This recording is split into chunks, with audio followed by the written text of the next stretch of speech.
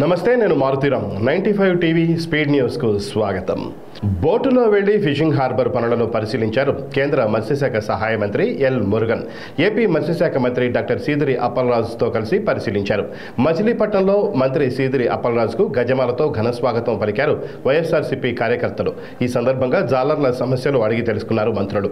ఈ సందర్భంగా కేంద్ర మంత్రి మాట్లాడుతూ కేంద్ర ప్రభుత్వం మత్స్యశాఖకు అన్ని విధాలుగా సహకరిస్తుందన్నారు.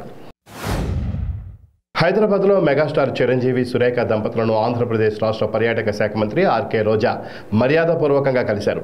సినీ పరిశ్రమ నుండి వెళ్లి ఏపీ రాజకీయాల్లో తనదైన ముద్రను వేసి మంత్రి పదవి చేపట్టిన రోజాను అభినందించి సంతోషం వ్యక్తం చేశారు చిరంజీవి దంపతులు. ఆచార్య సినిమా విజయవంతం కావడం పట్ల చిరంజీవికి రోజా శుభాకాంక్షలు తెలిపారు. డ్యూటీ టైంలో బార్లో మద్యం తాగుతూ అడ్డంగా దొరికిపోయాడు ఎన్టీఆర్ జిల్లా వీరులపాడు ఎండీఓ రామకృష్ణ నాయక్. అతను మండల స్థాయి అధికారి అయినా ప్రజల సమస్యలతో ఆయనకు పనిలేదు. ఆయన గతంలోనూ మద్యం బాటిల్స్ తరలిస్తూ అడ్డంగా బుక్ అయిన సందర్భం ఉంది.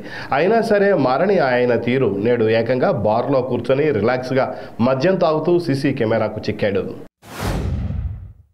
గుంటూరులో ఏర్పాటు చేసిన ఇఫ్తార్ విందులో టీడీపీ అధినేత చంద్రబాబు నాయుడు పాల్గొన్నారు. పేదరికం ఎక్కువగా ఉండే వర్గం ముస్లిం వర్గమని, ముస్లింలలో పేదరికం పోవాలని వారికి ప్రత్యేక కేటాయింపులు టీడీపీ ప్రభుత్వం చేసిందని ఆయన తెలిపారు.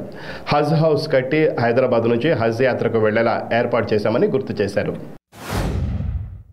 ఏపీ క్యాడర్ సీనియర్ ఐపీఎస్ అధికారి ఏబీ వెంకటేశ్వరరావు అమరావతిలోని ఏపీ సచివాలయానికి వచ్చారు. తనకు పోస్టింగ్ ఇవ్వాలంటూ రాష్ట్ర ప్రభుత్వ ప్రధాన కార్యదర్శి సమీర్ శర్మను కోరేందుకే ఆయన సచివాలయానికి వచ్చారు. టీడీపీ ప్రభుత్వ హయాంలో నిఘా పరికరాల కొనుగోలుకు సంబంధించి అక్రమాలు జరిగాయని ఆరోపించిన జగన్ సర్కారు దానికి బాధ్యుడిగా గుర్తిస్తూ ఏబీ వెంకటేశ్వరరావుపై సస్పెన్షన్ విధించింది. పాయకరావుపేట మండలం రాజవరం గ్రామ సమీపంలో నాటుసారా బట్టీపై ఎస్ఐ ప్రసాదరావు సిబ్బందితో దాడి చేసి నాటుసారా తయారీకి ఉపయోగపడే సుమారు 1300 లీటర్ల బెల్లం మూటను ధ్వంసం చేశారు. నాటుసారా తయారీకి ఉపయోగపడే బెల్లం మూటను నిల్వ చేసే ప్లాస్టిక్ సంచులు తదితర వస్తువులను దహనం చేశారు.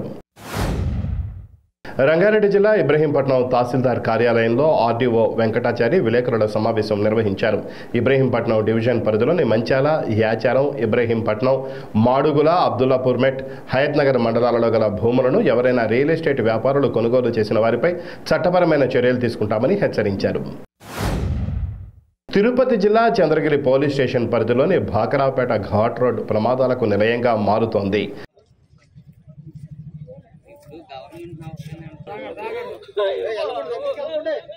అరుపుల వద్ద తరచూ ప్రమాదాలు జరుగుతున్నాయి. తిరుమలలో ఎలుగుబంట్లు హల్చల్ చేశాయి. అలిపిరి నడకదారి చివరి మెట్టు వద్ద 3 ఎలుగుబంట్లు సంచరించాయి. విద్యుత్ సబ్ స్టేషన్లో దూరి అక్కడి నుండి అడవుల్లోకి వెళ్లిపోయాయి ఎలుగుబంట్లు. దీంతో టీటీడీ విజిలెన్స్, అటవీ శాఖ సిబ్బంది అప్రమత్తమయ్యారు. విజయనగరం జిల్లా డెంకాడ మండలం బెతనాపల్లి వద్ద గుర్తు తెలియని యువతి మృతదేహం లభ్యమైంది. యువతిని గుర్తు తెలియని వ్యక్తులు నిప్పుపెట్టి కాల్చారు. సంఘటనా స్థలానికి చేరుకున్న పోలీసులు కేసు నమోదు చేసి దర్యాప్తు చేస్తున్నారు. ద్వారకా తిరుమల మండలం జి కొత్తపల్లిలో దారుణ హత్య చోటు చేసుకుంది. వైఎస్ఆర్సీపీ నాయకుడు గంజి ప్రసాద్ను హత్య చేశారు దుండగులు. కేసు నమోదు చేసుకుని దర్యాప్తు చేస్తున్నారు పోలీసులు. కొల్లేరు ప్రాంతంలోని నాటుసారా తయారీ స్థావరాలపై ఏలూరు పోలీసులు మెరుపుదాడులు చేశారు. 4000 లీటర్ల బెల్లపు ఊట, 5000 లీటర్ల సారాను స్వాధీనం చేసుకుని ధ్వంసం చేశారు. ఇటువంటి చర్యలకు పాల్పడే వారిపై కఠినమైన చర్యలు చేపడతామని ఎస్పీ రాహుల్ దేవ్ శర్మ తెలిపారు. దేశంలోని అన్ని రాష్ట్రాల ముఖ్యమంత్రులు, ఆయా రాష్ట్రాల హైకోర్టు ప్రధాన న్యాయమూర్తులతో ప్రధాని నరేంద్ర మోడీ, సుప్రీంకోర్టు ప్రధాన న్యాయమూర్తి సమావేశమయ్యారు. కేంద్ర న్యాయశాఖ మంత్రి కిరణ్ రిజిజు ప్రారంభించిన ఈ సమావేశంలో ప్రధాని మోడీ కీలక ప్రసంగం చేశారు. కోర్టుల్లో స్థానిక భాషకే ప్రాధాన్యం ఇవ్వాలని మోడీ పిలుపునిచ్చారు. తెలంగాణలో రాబోయేది డబుల్ ఇంజన్ సర్కారేనంటూ బీజేపీ రాష్ట్ర అధ్యక్షుడు బండి సంజయ్ కుమార్ ధీమా వ్యక్తం చేశారు. దేశ రాజకీయాల్లోకి వెళ్లాలనే భ్రమంలో కేసీఆర్ ఉన్నారని, కానీ రాష్ట్రంలో హుజూరాబాద్, దుబ్బాక, జీహెచ్ఎంసీ ఎన్నికలతోనే ప్రజలు టీఆర్ఎస్ను గద్దెదించేందుకు సిద్ధంగా ఉన్న విషయాన్ని ఆయన గుర్తుంచుకోవాలన్నారు. నర్సాపురం నియోజకవర్గంలో మంచినీటికి 102 కోట్ల రూపాయల నిధులు పక్కా ప్రణాళికతో ఖర్చు పెడుతున్నామని చీఫ్ విప్ ముదునూరి ప్రసాదరాజు అన్నారు. పైప్ లైన్ పనుల నిర్మాణానికి శంకుస్థాపన కార్యక్రమంలో ఆయన పాల్గొన్నారు. ప్రజలందరికీ పరిశుభ్రమైన మంచినీటిని అందించాలన్నారు. నూతన తూర్పుగోదావరి జిల్లా ప్రధాన కేంద్రమైన రాజమహేంద్రవరాన్ని స్వచ్ఛ నగరంగా తీర్చిదిద్దేందుకు ప్రతి ఒక్కరూ సహకరించాలని కలెక్టర్ మాధవీలత అన్నారు. వై జంక్షన్ వద్ద చేపట్టిన స్వచ్ఛ సంకల్పం శ్రమదానం కార్యక్రమంలో పాల్గొన్నారు. టీపీసీసీ తెలంగాణ రాష్ట్ర ఇన్ఛార్జ్ మాణిక్యం ఠాగూర్ బోయన్పల్లిలోని కాంగ్రెస్ పార్టీకి సంబంధించిన భూమిని పరిశీలించారు. అనంతరం ఆయన మీడియాతో మాట్లాడుతూ పార్టీలో ఎలాంటి సమస్యలు లేవన్నారు. రేవంత్ రెడ్డి తలపెట్టిన సన్నాహక భేటీలపై కోమటిరెడ్డి ఇటీవల చేసిన వ్యాఖ్యలపై స్పందించలేనన్నారు మాణిక్యం ఠాగూర్. నిర్మల్ జిల్లా కేంద్రంలోని గాసులపేట కాలనీలో పోలీసులు కార్డన్ సెర్చ్ నిర్వహించారు. ఇందులో సరైన ధ్రువపత్రాలు లేని 90 ద్విచక్ర వాహనాలు, 5 ఆటోలు స్వాధీనం చేసుకున్నారు. ప్రతి ఒక్కరూ నేర చరిత్ర తగ్గించే విధంగా నడుచుకోవాలన్నారు. ఈ సందర్భంగా ట్రాఫిక్ నిబంధనలపై కాలనీ వాసులకు డీఎస్పీ పలు సూచనలు చేశారు. ఆర్టీసీ బస్సులో ప్రయాణం ఎంతో సురక్షితమని నిర్మల్ డిపో మేనేజర్ సాయన్ అన్నారు. నిర్మల్ జిల్లా కేంద్రంలోని శివాజీ చౌక్లో పలువురి ప్రయాణికులకు ఆర్టీసీ ప్రయాణ సురక్షితంపై అవగాహన కల్పించారు. ద్వారకా తిరుమల మండలం జి కొత్తపల్లిలో దారుణ హత్య జరిగింది. వైఎస్ఆర్సీపీ నాయకుడు గంజి ప్రసాద్ను దుండగులు హత్య చేశారు. ప్రసాద్ హత్య విషయం తెలియగానే జి కొత్తపల్లిలో ఉద్రిక్తత నెలకొంది. స్థానికంగా ఉంటున్న గోపాలపురం ఎమ్మెల్యే తలారి వెంకట్రావుపై జి కొత్తపల్లి వాసులు దాడికి దిగారు. మహాకవి శ్రీశ్రీ 112వ జయంతి సందర్భంగా విశాఖ ఆర్కే బీచ్ వద్ద ఉన్న శ్రీశ్రీ విగ్రహానికి సాహితీ స్రవంతి ఆధ్వర్యంలో పూలమాలలు వేసి నివాళులర్పించారు. ముఖ్య అతిథిగా హాజరైన ఉత్తరాంధ్ర అభివృద్ధి వేదిక కన్వీనర్ అజయ్ శర్మ మాట్లాడుతూ ఎందరో కవులు ఎంతో అమూల్యమైన సాహిత్యాన్ని మానవాళికి అందించినప్పటికీ వారందరిలో శ్రీశ్రీది ప్రత్యేకమైన స్థానం అన్నారు.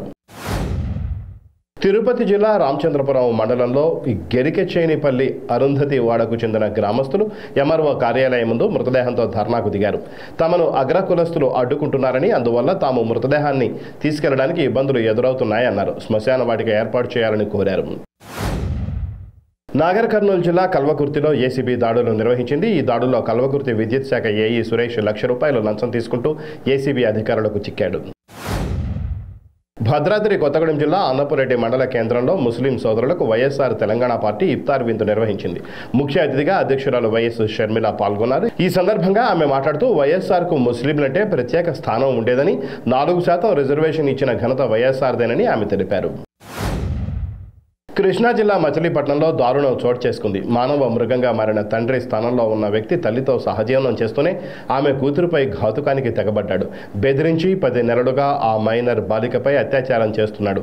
ఆలస్యంగా వెలుగులోకి వచ్చిన దారుణ సంఘటనపై పోలీసులు కేసు నమోదు చేశారు. నిందితుడు కోమటి సురేష్ను అదుపులోకి తీసుకున్నారు.